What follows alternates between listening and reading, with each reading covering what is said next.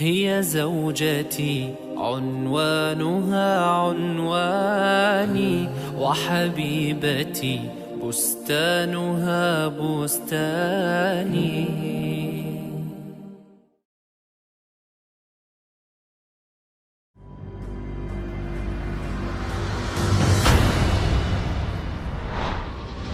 45% to 50% of marriages in the United States end with divorce, while the percent of divorce in Europe is about 35%. What are the reasons for divorce? Maybe the difference in opinions, the lack of psychological and emotional harmony, the harsh treatment from one side to the other. Many men lack the art of dealing with their ladies. 70% of women who were killed in the United States were murdered by their husbands or boyfriends. Before the messenger Muhammad, peace be upon him, was sent, the woman, the wife, was not really that much appreciated in different societies. Here, she was burned to death with her dead husband, and there she was locked in a grave. Even in the Arabic tribes where the messenger was sent, she was just inherited like any of his belongings. This is the society back then.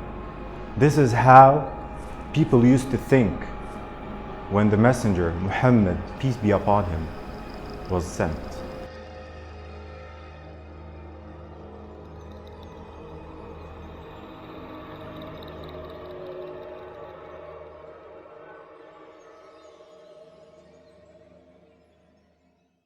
Nowadays, the man who opens the door for his lady is considered as a gentle, delicate, and civilized man.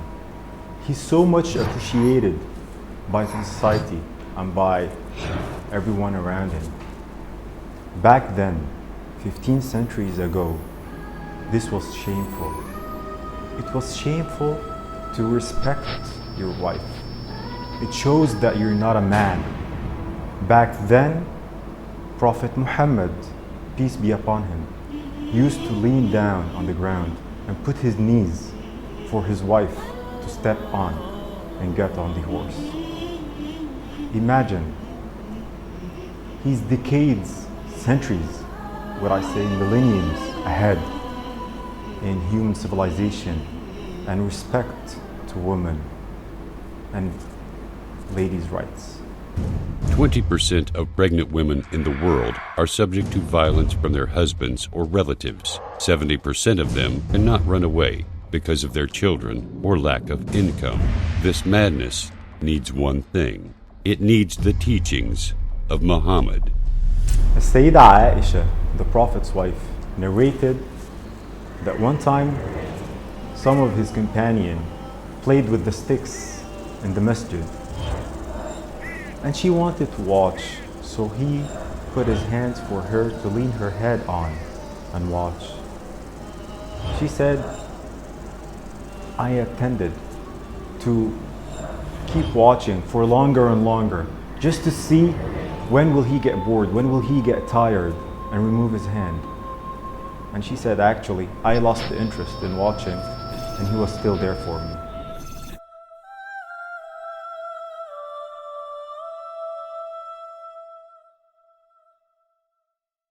Once there was a serious and critical situation where the companion of the Prophet, peace be upon him, literally did not obey him. And only because of the advice of his wife, the issue was resolved. So the Prophet, peace be upon him, was not just nice and gentle with his wife, he also respected her as an equal person. Prophet Muhammad said, "Anything you spend for the sake of Allah, you will get your reward for it, even if it was a morsel of bread you put in your wife's mouth." Prophet Muhammad, peace be upon him, said, "In this world, woman and perfume have been made dear to me, and the dearest among all is salah, prayer." And his wife said that he never hit a woman with his hands. Prophet Muhammad, peace be upon him, said, "Act kindly towards women," and the Quran says, "And live with them in kindness." For the Prophet Muhammad, peace be upon him, being a women's rights activist and defending the women's rights back then, this was not an addition to his message. This was something that actually made a lot of resistance between the Arabs back then. A lot of the Arabs refused to join this new message, this new religion, because it simply equals between the man and the woman. So although this slowed the spread of his message, although he still insisted on being himself, on delivering the full message from Allah. He still gave the women their rights, because it's simply their rights in Islam.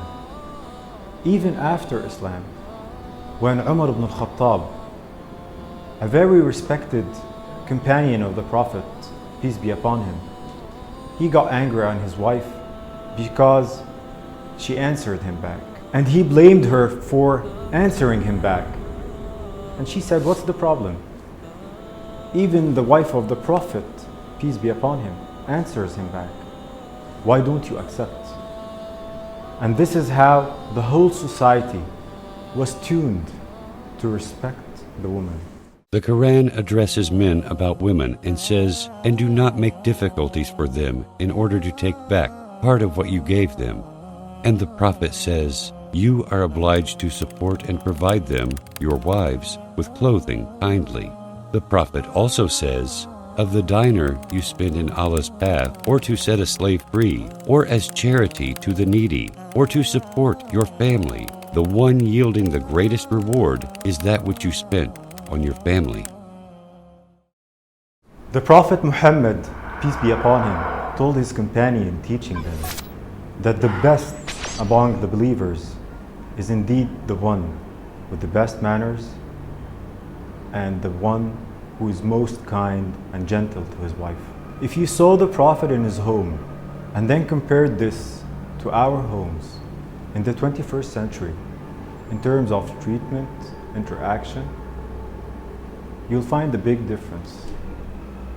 The Prophet, peace be upon him, used to fix his sandals, he used to sew his cloth, and used to help his wife in the normal and daily home activities. Who does this nowadays? Prophet Muhammad said, "Fear Allah in respect of women. You took them with the permission from Allah." He also said to his companions, "Indeed, women are the counterparts of men. Only a noble person would be kind to them, and only a mean person would insult them." Let's imagine a man, a leader with his army, and then he would ask this army to go ahead and would take his wife and ask her to race, and actually she will win. Then years later, the same man, the same leader with his army and his wife, and he will ask the army to lead ahead and would race again, but this time he will win. And then he will tease her, laughing and saying, "Now we're even." This is the Prophet, peace be upon him, with his wife. And back home, in privacy, he would praise his wife. He would pamper her. and spoil her, call her with the beloved nickname. And he would tell her how much she's pretty and her beautiful features. This is the Prophet, peace be upon him. Prophet Muhammad said, "The best of you are those who behave best to their wives." One of the best orders given by Prophet Muhammad, peace be upon him, was to one of his companions. And this is not to enter the house at night, coming back from a long trip, without letting your wife know. This is just to give her a chance to take care of herself, comb her hair, and to see her in a way she wants to be seen in. And during the day, Prophet Muhammad, peace be upon him, would never enter the house before knocking the door and letting his wife know that he's entering.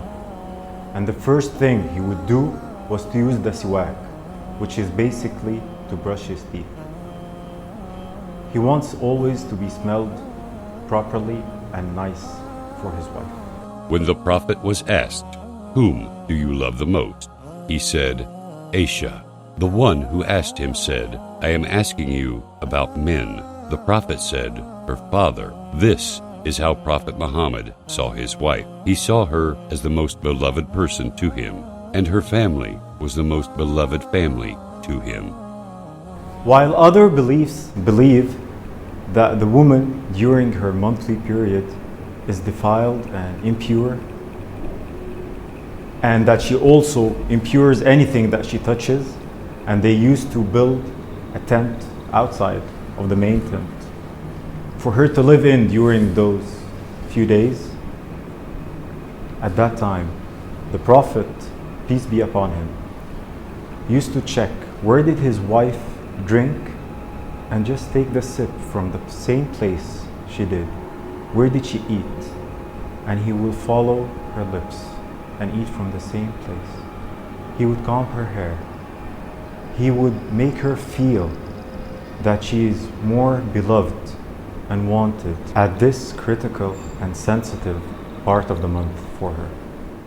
When the Prophet Muhammad was asked about the right of the wife, he said, "Feed her when you get food, give her clothes to wear when you wear clothes, refrain from abusing her, and do not separate from your wife, except within the house." Among all the teachings of the Prophet Muhammad, peace be upon him, before dying, he chose to stress on two things. One is the prayer, the main thing in Islam, and the other was the wife, the woman. He said, act to them kindly. These are the two main things Prophet Muhammad, peace be upon him, chose to stress on before dying. استوصوا بالنساء خيرا. هي زوجتي عنوانها عنواني وحبيبتي بستانها بستاني